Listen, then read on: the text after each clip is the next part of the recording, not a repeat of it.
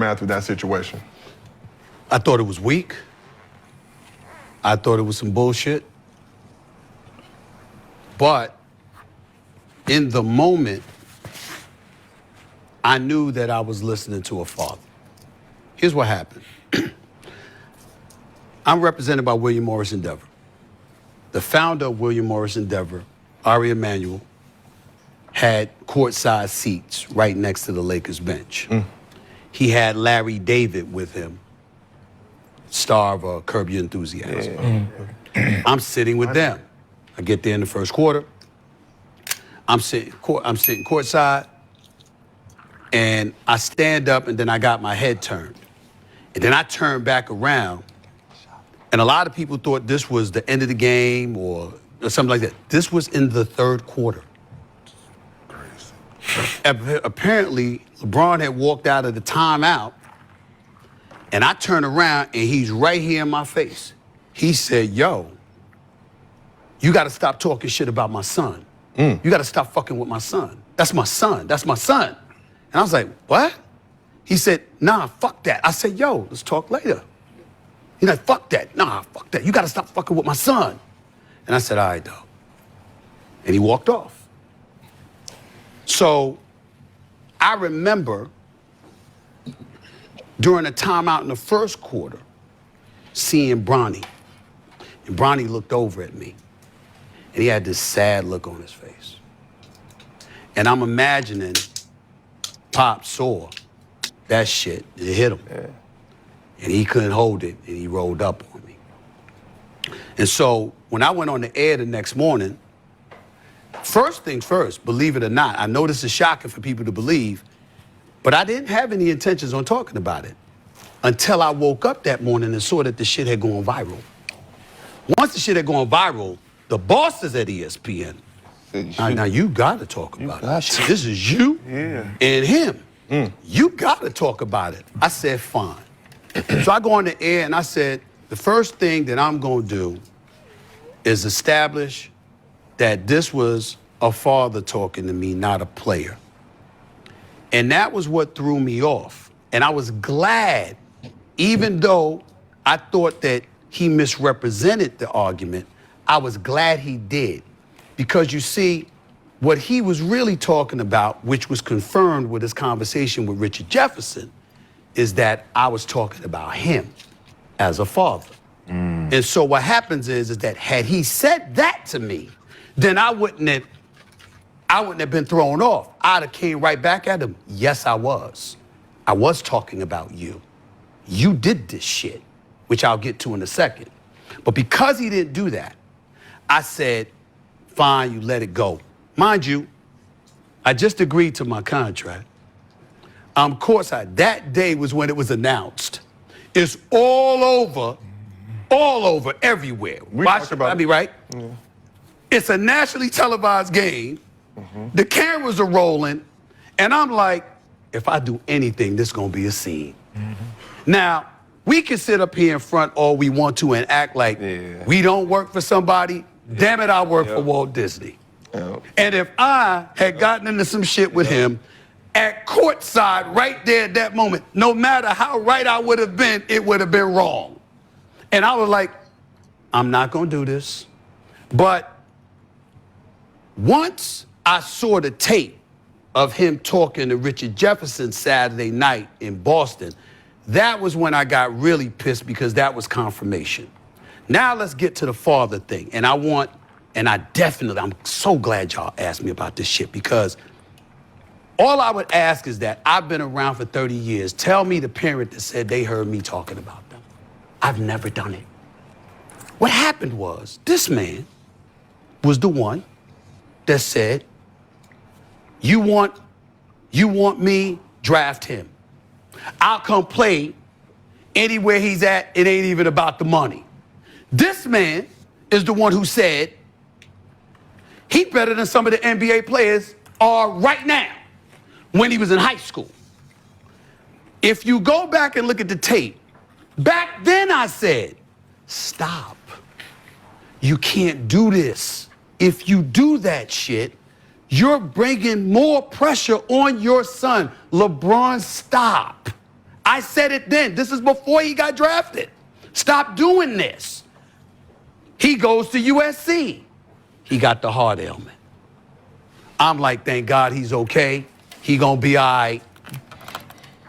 But I'm not gonna go see him at USC, just like I didn't go see him at Sierra Canyon, because like I ain't see Melo's son. I heard your son is all world. I ain't see him.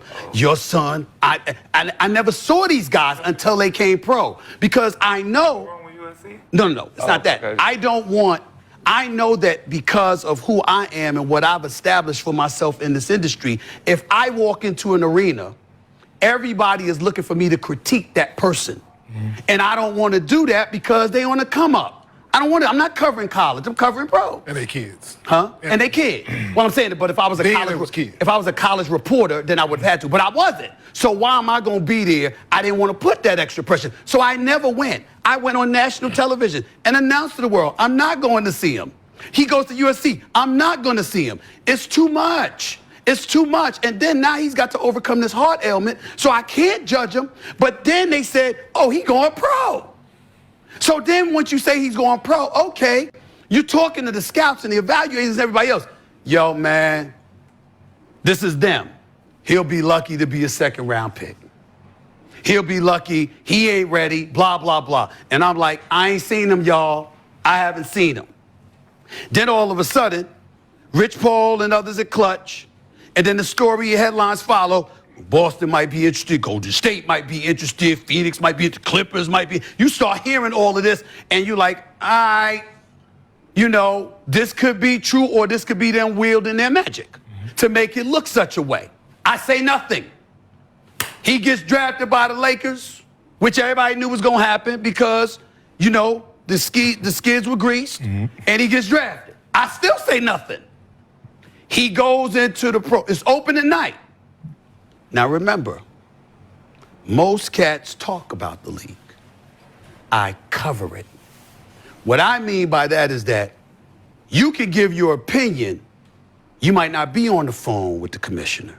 You might not be on the phone with the executive VP. You might not be on the phone with other people that work in these offices. I am. So because of that, I'm hearing all of this. Yeah, we just gonna go along with it. Open the night I'm talking about. Open the night. Him, Bron. We just gonna go along with it. Or you hearing the Lakers are just going along with it. You're hearing this stuff. Now, I'm not saying they told me that, meaning the commissioner or Jeannie Buss, but I'm saying you're hearing that from those organizations. So I'm getting all of this. I still say nothing. I'm at crypto.com arena. I'm one of those cats standing up. Yeah, so there you have it. So it was basically LeBron.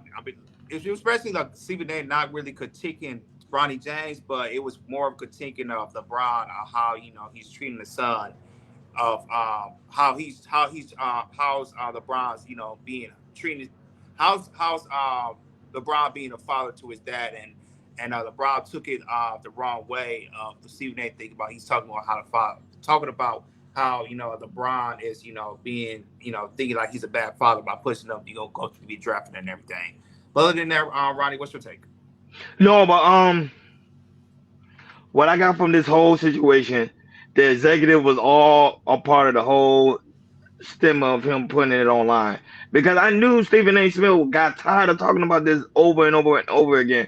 But when his situation went viral, the executive told him to talk about it on ESPN, and that's why the story today still continues. The man is doing his job. I don't understand why people are upset about him critiquing his son. He has the right to do it because that's his job.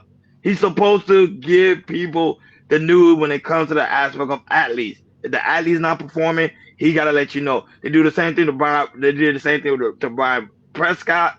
They did to Dak Prescott. They do the same thing when it comes to Brock Purdy. They do it to everybody in the league.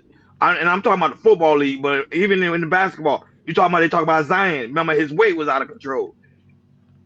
That's their job. They're supposed to do that. And you, as a father, I understand you want to be protective of your son, but it makes you look weak as a man. No, you want to tell your son, take this criticism, take the good, and also the bad, but use the good for your own benefit to build yourself as an athlete, and don't focus on the negative side of it.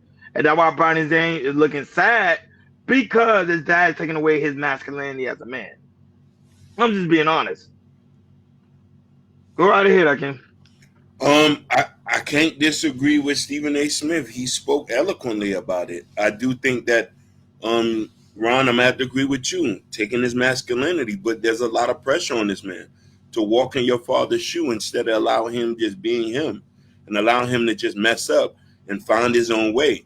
And this is just yeah, it's not good work though. You know what I mean? I understand you trying to put your son up there, but he has to have the talent. Yeah, and this is my first time speaking about it. So LeBron, I'm sorry, this is LeBron. He's hard headed, and he was emotional going to Stephen A. like that, which he should never did that, because once I sent it to you guys and I saw that, I already knew that was gonna go viral, and it's gonna go very, very viral. And then now really hear what Stephen A. in the altercation, what LeBron was saying and everything. Now LeBron is like, yo, it's like, yo, you should have took that emotional move and go to Stephen A. and say, stop acting with my son, all that type of things. Now you did that.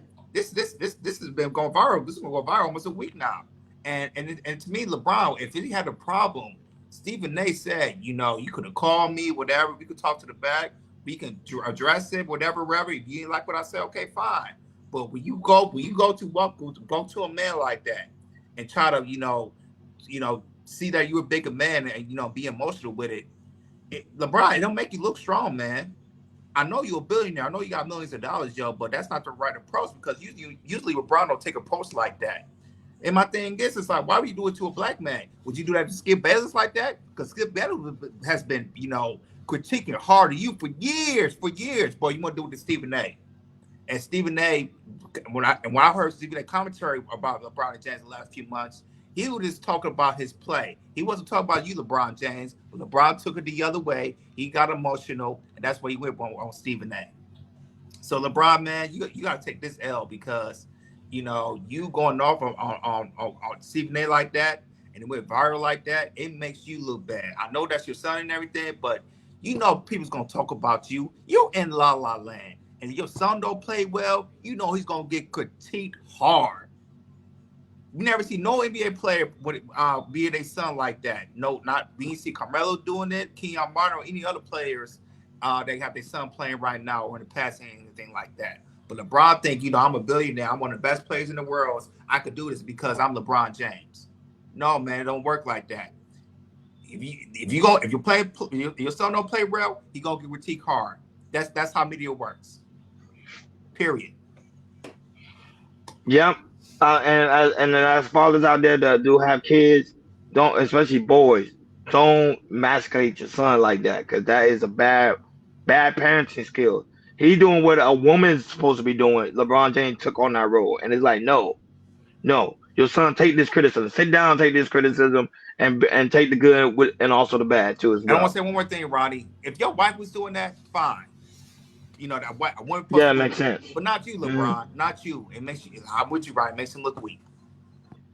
Like, share, and subscribe, guys. Don't forget to hit that notification bell on the right hand side so you never miss when we go live. Shout out to everybody right now watching